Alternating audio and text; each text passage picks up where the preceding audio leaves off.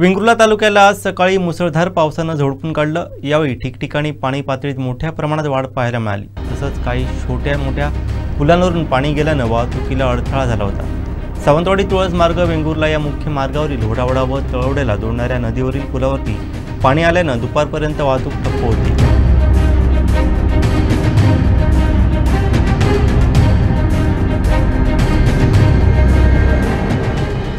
सायंकाळी वाहतूक सुरळीत झाली। दरम्यान या आजच्या पावसामुळे काही ठिकाणी भातशेतीत पाणी साचल्याने भातशेतीचं नुकसान झाले। सायंकाळी काही प्रमाणात पावसाने विश्रांती घेतली।